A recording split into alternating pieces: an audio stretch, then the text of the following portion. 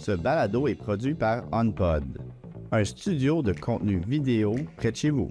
Bienvenue à cet épisode de Point d'Expert. Aujourd'hui, on reçoit Émilie Carignan, qui est Fractional CMO, le terme en français, dirigeante marketing externe à l'entreprise, mais qui reste là quand même une bonne période. On va en parler aujourd'hui, en plus de merveilleux conseils d'Émilie. Émilie, bienvenue à Point d'Expert. Merci beaucoup. Là, on va démystifier un rôle qui est quand même, ce terme-là est plus nouveau, on dirait, sur le marché. Fractional CMO, fractional nommé une fonction dans son champ d'expertise. Comment on décrit ça pour mieux comprendre qu'est-ce que ça veut dire? Qu'est-ce que c'est? Donc, un fractional, c'est pas te nommer CMO parce que c'est ce que je fais. Je suis en marketing, mais tu vas en avoir en RH, en finance, en ce que tu veux. C'est une personne avec un leadership et une expérience assez élevée, mais qui décide d'aller aider les entreprises de façon, on va dire, part-time. Donc, je rentre dans ta business pour t'aider, diriger, mais je suis pas dans la poutine quotidienne. Donc, t'ajoutes vraiment une tête sur dessus de ton département pour t'aider à prendre des décisions plus stratégiques, mais une personne qui t'accompagne toujours puis qui a quand même un pied dans l'entreprise. Donc, on parle pas de consultant externe, on parle pas d'un pigiste qui va te donner quelque chose d'assez palpable. On parle vraiment de quelqu'un qui va t'accompagner comme un employé pourrait le faire, mais avec un pied en dehors. C'est un rôle stratégique. Exactement. C'est un rôle seulement stratégique. Ouais. Exact. Fait que c'est un haut niveau stratégique, donc ça se sépare un peu du consultant qui a plus un livrable défini ou du pigiste qui est plutôt une ressource à temps partiel pour des livrables délégués. Là, on est vraiment viens t'asseoir dans un rôle stratégique, mais t'es dans plus qu'une entreprise en même temps. Oui, c'est ça, exactement. Puis on va compter combien le cerveau est capable de gérer de départements dans différentes entreprises, mettons. Honnêtement, je peux pas avoir plus que 3 ou 4 clients à la fois. Puis là, je t'ai dit 3 ou 4, mais ce sera pas tout en fractional. Là, je fais du coaching, je fais autre chose aussi ailleurs, mais en fractional, je peux pas avoir mon cerveau splitté plus qu'en 3. Je pense pas que c'est humainement possible pour faire une bonne job. Tant qu'il y a 7 jours dans une semaine, dont on espère d'en travailler juste 5. Oui, c'est ça. Puis, t'as une spécialité très niche. Fait que tu es avec des startups, des entreprises domaine du SaaS. Exactement. SaaS B2B. SaaS B2B. Hein, on peut pas être plus niché, mais en même temps, on est à l'ère où est-ce qu'on aime ça, les gens nichés, parce que c'est vraiment une expertise très, très fine. Qu'est-ce qui, justement, te caractérise, qui fait la différence, en fait, entre le fait que tu sois niché, puis un autre consultant ou un autre... Qu'est-ce que t'apporte ce petit quelque chose de plus? J'apporte une dizaine d'années d'expérience. Là, je cache mes cheveux blancs, là, mais donc c'est vraiment juste ça que j'ai fait. Fait que je fais pas de consumer product. Fait que si tu veux vendre du maquillage, appelle-moi jamais. Je saurais pas comment faire ça. Fait que l'idée là, c'était jeune marketeuse Émilie. Elle s'est dit moi, je suis pro-environnement. Je vais pas pousser des produits sur la tablette. Fait que je vais aller vraiment plus en tech. Je vais aller vraiment aller aider les business à grandir, mais sans remplir la poubelle de déchets. Fait que ça vient vraiment de là, de très lointain. Puis ma carrière a juste été bâtie seulement là-dessus. Fait que j'ai une expertise pour comprendre les technologies assez obscures. Fait que des produits pour les développeurs, par exemple, des produits en RH. Fait que je suis industrie agnostique. Fait que je peux aller un petit peu partout. Mais si c'est complexe, c'est tech, puis le monde ne comprenne pas qu'est-ce que tu essaies de vendre, ben je suis assez bonne pour faire la traduction entre les deux, d'habitude. Ben oui. Puis, c'est quoi les plus gros défis des entreprises SaaS B2B en ce moment? Un peu de tout, là. Tout le monde va nommer le AI parce que c'est le mot du jour, le mot de l'année et pour les années à venir aussi. Donc, ça change un petit peu la donne, un petit peu étant un euphémisme ici, là. Le monde ne savent pas non plus qu'est-ce que ça va changer exactement. C'est comme un gros nuage qui s'imbrique, qui peut apporter des opportunités incroyables à certaines entreprises. D'autres sont pas certains où aller avec ça. Fait qu'il y en a qui vont 800% dans le AI sans trop savoir qu'est-ce que ça va donner. Il y en a qui en ont peur puis ils touchent pas. Puis dans les deux cas, tout le monde peut un petit peu tomber de haut, tomber de bas avec tout ça. Mais le AI apporte un changement de paradigme qu'on a de la difficulté à savoir où est-ce qu'on s'en va avec cette tech-là et comment bien l'utiliser à son avantage dans son entreprise. Donc, on est tout un petit peu en train d'observer. Il y en a qui testent un petit peu devant nous. On voit qu'est-ce que ça donne, mais on est au début encore là, de l'AI. Oui, puis surtout dans le marketing aussi. Oui, dans le marketing, énormément. L'AI change la donne. Ouais. Comment, justement, ça peut affecter, pas affecter, mais soit soutenir le marketing, rendre ça plus productif, plus facile, le AI dans le marketing? Oui, il y aurait comme deux catégories à cette réponse-là. En fait, là, une, c'est ta productivité, fait comment tu travailles. Donc, l'automatisation se fait de façon exceptionnelle qui se faisait pas avant. Il y a une intelligence vraiment qui est ajoutée dans les outils qui peut t'aider à aller beaucoup plus vite, décortiquer des documents, comprendre des choses que avant, il aurait fallu que tu t'assoies, que tu lis, puis tu manges un peu tous les mots. Là, c'est mâché pour toi. Il y a un côté sombre de ça où si tu prends l'AI pour créer ton contenu, pour avoir une créativité ou une intelligence qui qui ne base pas sur toi en premier, là, tout est un petit peu flat, puis ça sonne comme AI, puis c'est un petit peu poche. Fait attention à tout ça. Tant que ça part de toi puis de ta tête, je pense que c'est bon là-dessus, fait qu'on peut être plus productif. Puis il y a l'autre penchant où l'AI devient un outil de marketing, c'est-à-dire que les recherches qu'on disait SEO avant, où la personne cherchait sur Google, puis c'est les premiers sites en haut qui apparaissaient, cette même intelligence-là est récupérée dans l'AI. Fait que quelqu'un peut aller demander à ChatGPT c'est quoi la meilleure solution pour le recrutement en RH. Et là, il faut ressortir quand même sur ces outils-là. Donc, l'AI nous aide à travailler, mais c'est aussi un outil qu'on doit utiliser pour faire parler de notre entreprise. Qui est complètement nouveau. Ça n'existait pas. Mais le SEO existait, puis c'est les mêmes façons de faire, la même avenue, c'est juste que ça ressort maintenant sur des moteurs de LLM au lieu des moteurs de recherche. Absolument. Puis est-ce qu'on peut dire que ça peut faire créer de l'anxiété? Je pense que oui. Moi, j'en fais. Oui. Moi, j'en fais parce que je veux tout essayer tout le temps. Oui. Et après ça, je culpabilise parce que c'est de la perte de temps. Hein? Pas toujours, mais quand même. Si tu es juste en mode test toujours, oui, à un moment donné, il faut... c'est le faux mot à son meilleur, là, tu sais, la peur de manquer l'outil qui va changer la donne là, dans ton projet entrepreneurial. Puis, fait que, c'est absolument complexe. Puis, je peux imaginer tes clients, des entrepreneurs qui c'est ça, ils ont leur produit en tête, ils ont leur stratégie de commercialisation. Puis là, j'ai zéro le mindset de me pencher sur ma stratégie marketing, mais en même temps, ils veulent des gens compétents.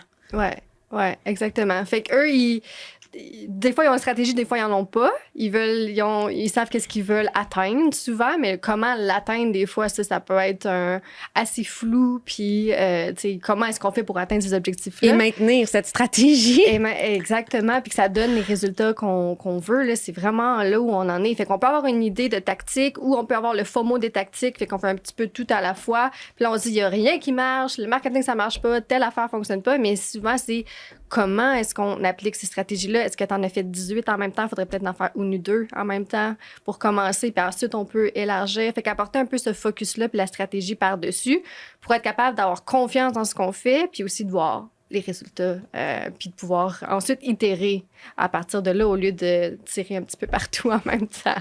Ben oui, tu sais, est-ce que tu sens un peu cette crainte-là justement de focusser au lieu de vouloir tirer plus large? Parce que moi, c'est une crainte que j'ai personnellement aussi, la peur de pas toucher tout le monde, hein? Exactement. Non, qu'il faut pas faire. C'est une grosse crainte puis c'est normal. Là. Je veux dire, c'est logique de dire je vais pas me restreindre déjà je vais avoir des résultats et je vais faire tout un peu en même temps. Mais l'idée de restreindre, c'est pas tant de restreindre, c'est d'être plus spécifique sur à qui est-ce qu'on parle exactement. Parce que si t'es pas assez spécifique, tu dis tout à tout le monde, t'atteins personne concrètement. Ouais. Fait que si on est capable d'être clair à qui on parle puis comment on parle puis où est-ce que ces gens-là sont, eh bien, ensuite, on a un succès et là, on élargit Et là, on sait qu'est-ce qui fonctionne pas. Et là, on pousse. Mais si on fait tout en même temps, je peux pas te dire qu'est-ce qui marche pas. Tu le sauras peut-être jamais. Puis c'est là où on est découragé, on perd de l'argent, on perd du temps. Il y a des gens qui perdent leur emploi avec des erreurs qui ont été faites. Donc, c'est là où l'idée d'essayer de se restreindre, c'est vraiment juste d'aller chercher des réponses très claires. Ensuite, on peut booster puis ouvrir la machine un petit peu plus large. 100%. Émilie, t'as choisi de te partir en affaires. Oui. Hein? Qu'est-ce qui t'a emmené, justement, qui a tranché de dire, là, je me pars en affaires, là, le monde du salariat, c'est terminé? Oui. Je suis dans les startups B2B depuis un petit bout, comme on l'a dit. Donc, qu'est-ce que ça apporte, les startups? C'est un mouvement incroyable. Donc, j'ai été dans 2 merger and acquisition. Les patrons ont changé, la vision a changé. J'ai bougé de startup en startup. T'as développé ta résilience. Donc, voilà. Donc, naviguer dans l'ambiguïté, la résilience face au changement, ça s'est bâti à travers plusieurs années. J'aime beaucoup le dynamisme que ça apporte, mais ça touche à ma sécurité d'emploi puis à mon salaire et tout. Donc, je me suis dit, comment je fais pour être proche de ce dynamisme-là puis de rester dans cette effervescence-là, mais que moi, mon petit bateau, il shake pas tout le temps à chaque fois. Et suite à la 2e merger and acquisition, il y a eu un mass layoff parce que ça arrive aussi très souvent. Et j'en ai fait partie. Mais là, je savais un petit peu plus la game. Fait que là, je me suis dit, OK, on va avoir un bon package qu'on va avoir pendant quelques mois. Puis là, je vais juste essayer d'étirer ce package-là autant que je peux. Puis on verra, tu sais, qu'est-ce qui arrive. Puis là, ça fait 3 ans que le package s'étire. Fait que ça va bien. Tu as pris goût? Oui, absolument. J'ai trouvé ton compte. Absolument. Ouais. T'as atterri sur ton X. Ah oui. Est-ce que tu as aussi probablement fait des erreurs comme tous les entrepreneurs? Oui. Est-ce que tu as une erreur en particulier qui t'a appris beaucoup? Oui, surtout au début, quand je me suis lancée, je voulais plaire plus que d'autres choses. Fait que si tu me demandais de faire quelque chose d'assez spécifique que j'aimais plus ou moins puis que j'étais plus ou moins bonne, j'allais dire oui pareil parce que je voulais prouver que j'étais capable, je voulais montrer quelque chose. Puis vendre la stratégie, c'est pas nécessairement facile au début quand tu t'assumes plus ou moins. Tu veux donner quelque chose de très palpable, tu veux donner quelque chose que les gens peuvent quasiment tenir dans leurs mains. Fait que là, j'étais allée beaucoup plus en mode tactique. Faire des choses que j'avais toujours un peu les mains dans la tactique de toute façon en start-up. Fait que j'en ai fait beaucoup. Fait que je me suis dit, je suis capable de recréer ça. Mais c'est pas mon X. Puis c'est pas là que je suis vraiment bonne. À la seconde, j'ai changé. Puis là, je suis devenue plus fractional CMO. Donc vraiment plus en mode stratégique. Là, j'ai vu beaucoup plus un impact sur l'aide que j'apportais à mes clients. Moi, je trippe bien raide. C'est vraiment ça que c'est mon X, là, comme on disait tantôt. Puis c'était là que j'ai vu vraiment quelque chose qui a changé. Fait que de dire non à certains projets qui ne vont pas sur ce X-là, c'est ça que ça m'a apporté. Donc, je sais maintenant que je peux dire non, que je dois dire non. Ça donne des meilleurs oui, puis ça donne un meilleur focus sur des choses sur lesquelles je suis bonne puis je peux m'améliorer. Fait que dire oui à tout, c'était pas la meilleure stratégie. T'as un excellent conseil que je pense que beaucoup partagent aussi comme situation, comme erreur qu'on pourrait dire. Dans un monde justement de marketing et où ben c'est toi l'emblème de ta business. Ouais. C'est quoi ta relation avec le personal brand? Il est obligatoire, en fait, parce que je suis mon produit. Donc, on change un petit peu la note où je ne vends pas un software ou de la tech, mais vraiment moi. J'ai trouvé ça vraiment difficile, me voir la face. Puis là, je fais des vidéos, j'écris des blogs. J'ai l'impression de tout le temps me montrer, puis devoir me pousser. Puis au début, je voulais vraiment pas ça. Je me suis même engagé un coach à moi-même pour m'aider dans ma business. Puis je dis, je vais pas devenir une influenceuse. LinkedIn, ça me tente pas. Mais il y avait quelque chose de très péjoratif dans l'idée de se montrer. Et j'étais complètement dans cette idée-là. Mais si tu te montres pas, puis tu restes dans ta cave, puis tu te dis, je vais faire tellement une bonne job que le monde, ils vont parler pour moi. Oui, mais il faut que le monde sache que tu existes aussi. Oui. Fait qu'il faut que tu montes ton idée. Puis c'est pas voler du temps à quelqu'un, puis c'est pas être magouilleux que de montrer ton expertise, qui est là et qui existe. Donc, s'assumer, là, puis dire, je me montre, j'ai trouvé ça difficile. Encore aujourd'hui, je regarde pas mes vidéos que je fais moi-même. Ça m'horripile de me voir et de m'entendre. On lance ça dans l'univers, puis on fait comme, OK. C'est exactement, on se fait ça, on clique, puis c'est fini. Mais je pense que c'est quelque chose qu'il faut passer à travers ça. Je pense que je connais personne qui a commencé à faire du personal branding en disant « je suis tellement à l'aise de me montrer ». On a tous une réticence. On pense tous qu'on n'a pas vraiment notre place sur le stage. Mais si tu as une expertise et quelque chose à dire, tu as 100% ta place. Il faut juste aller la prendre maintenant. Puis il n'y a personne qui va aller t'adonner pour toi. Il faut la prendre. Oui, puis je pense qu'on traîne comme justement des billets tu sais, il y a quelques années, justement, en fait, même encore, tu sais, que se mettre de l'avant, c'est une question d'ego. Oui. C'est une question de se faire voir, mais on oublie qu'il y a une mission derrière, puis c'est elle. Exact. Puis on s'en va vers une ère où l'utilisation du vidéo est essentielle. Ouais. Fait que c'est comme un passage. Oublions, notre entreprise, notre mission, on lui doit ça, à quelque part. Là. Absolument, absolument. Puis en dehors de se voir la face puis pas aimer ça, il y a l'idée un peu où l'ego rentre du nombre de likes, du nombre de commentaires, de peu importe du matériel que tu mets dans l'univers. Puis je me suis rendu compte aussi que ce qui est important, c'est l'impact dans ta business. C'est pas l'impact nécessairement dans tes métriques de vanité de marketing. Ouais. Je le savais déjà en tant que CMO, mais quand c'est ta face qui est là, c'est pas la même affaire. Mais juste pour aider les gens s'ils veulent commencer à faire du personal branding, mes DMs puis mes clients ont énormément augmenté, mais j'avais pas tant de likes sur LinkedIn ou peu importe. Puis au début, ça me brisait un peu le cœur. Ça brisait un peu mon ego, soyons honnêtes. Mais l'impact était là. Puis les gens venaient vers moi.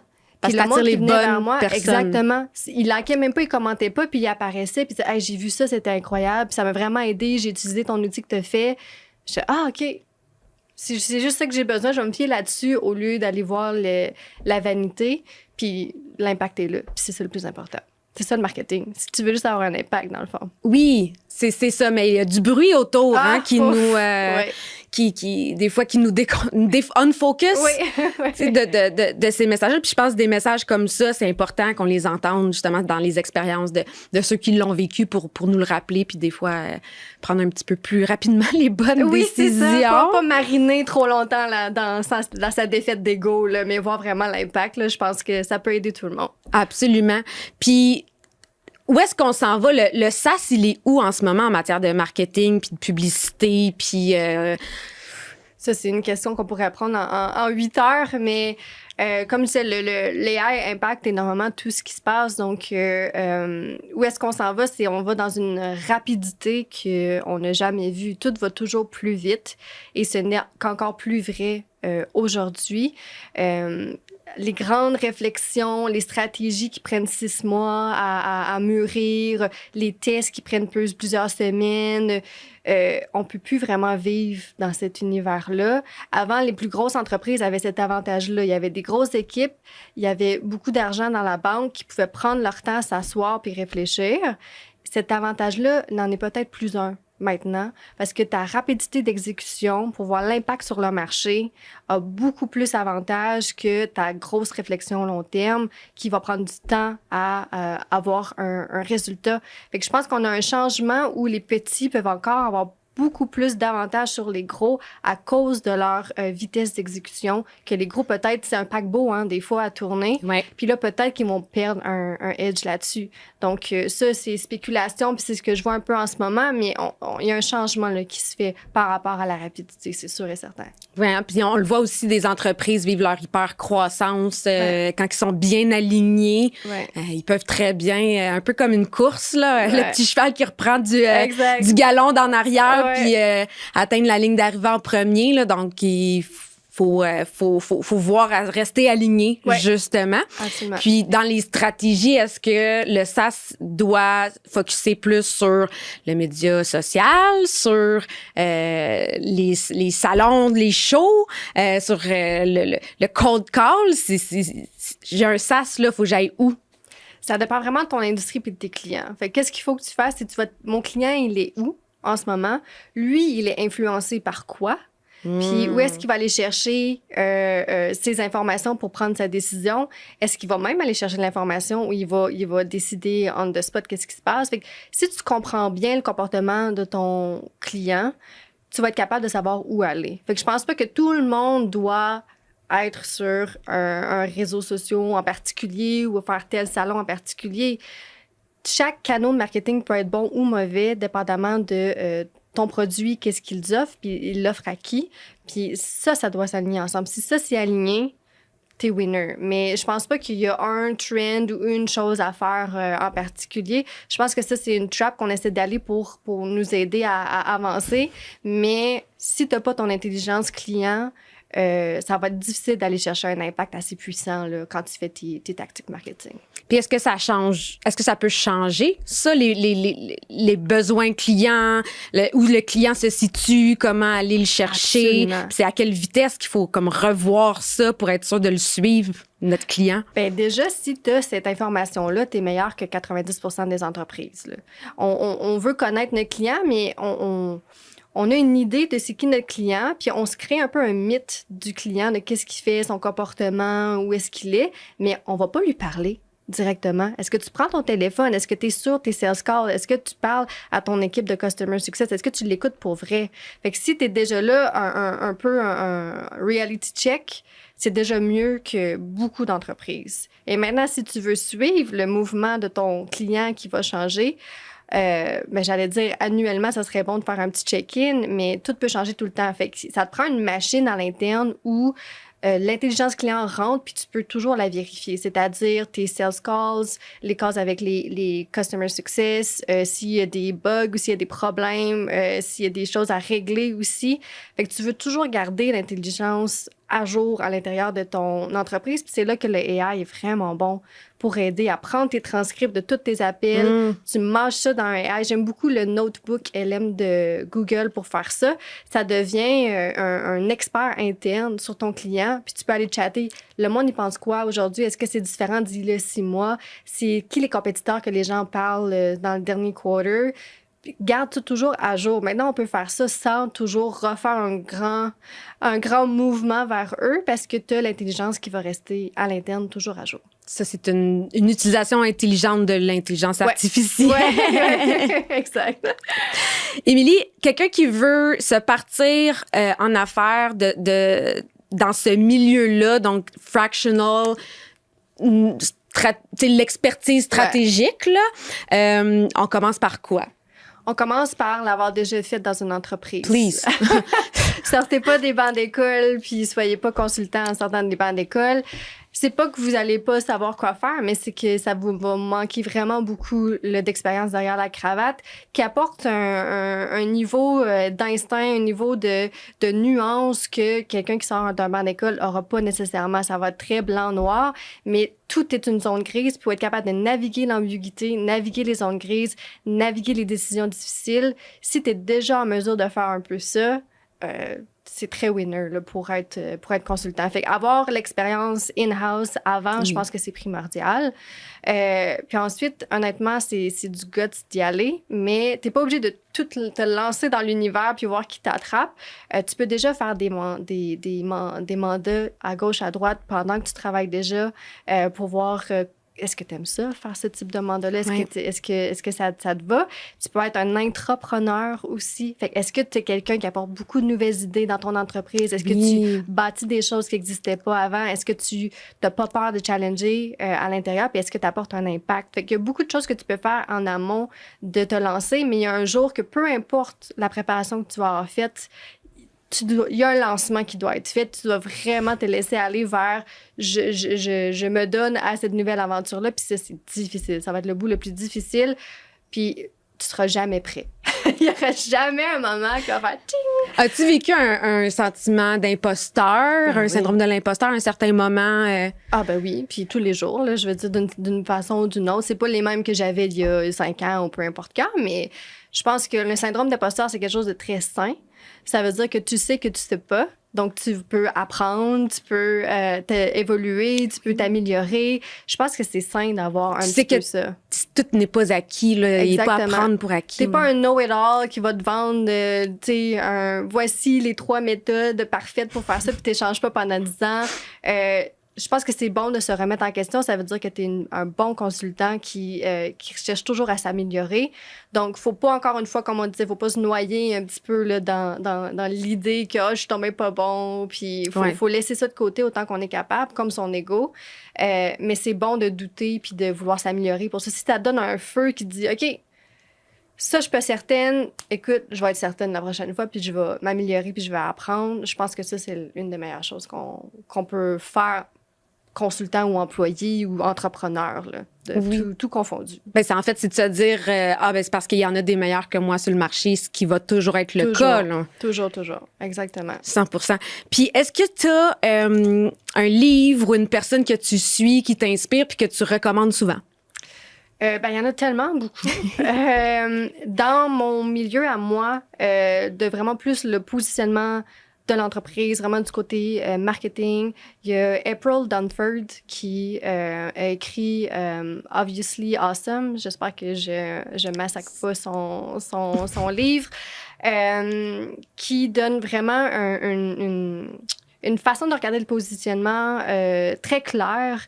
Qu'est-ce que c'est, pourquoi est-ce que c'est important, puis comment est-ce qu'on l'approche. Moi, c'est des choses que j'ai intégrées dans ma façon de faire les choses. Il y a aussi le livre Forget the Funnel que j'aime beaucoup, qui utilise la méthode Jobs to be done. Donc, c'est une façon de faire une entrevue avec tes clients pour vraiment bien comprendre eux, qu'est-ce que eux voient, c'est quoi leurs besoins à eux, comment eux sont influencés de façon positive ou négative, où est-ce qu'ils vont on parlait des différents channels tantôt, où est-ce qu'eux vivent pour de vrai, pour qu'on puisse améliorer notre produit, améliorer nos marketing, puis améliorer nos ventes par rapport à ça. Donc, Forget the Funnel, c'est quasiment un textbook de comment faire ça de façon... Méthode, là. Exactement. Fait que ça peut énormément aider les gens de façon très concrète. C'est ce que j'aime beaucoup avec ce livre-là. Donc, ça, c'est ce que je laisse sur la table en ce moment, ou sinon, je fais juste écouter des podcasts d'histoire puis d'autres choses qui sont pas pertinents, mais qui sont très inspirants. oui, parce que tout est inspiration, même si on a une expertise. Exact. Puis si on a envie de suivre justement ton contenu, on en parlait tantôt, donc peut-être toi, tu te regardes pas toi-même, mais les autres ont envie de regarder puis d'avoir tes judicieux conseils. On peut te voir où? Sur LinkedIn, Émilie Carignan, c'est vraiment là que je mets tout mon contenu. J'ai aussi un blog, donc la lettre m.com, je suis là aussi. Donc, mais si c'est sur LinkedIn, vous allez voir tout passer. Excellent. Ben, merci, Émilie, d'être venue nous voir à Point d'Expert. Puis, sincèrement, des très bons conseils dans une niche qui va très vite et qui peut être un petit peu overwhelming, là. Quand on n'est pas bien accompagné, bien entouré d'experts. Donc, n'hésitez pas à suivre le contenu d'Émilie. Merci beaucoup. Merci.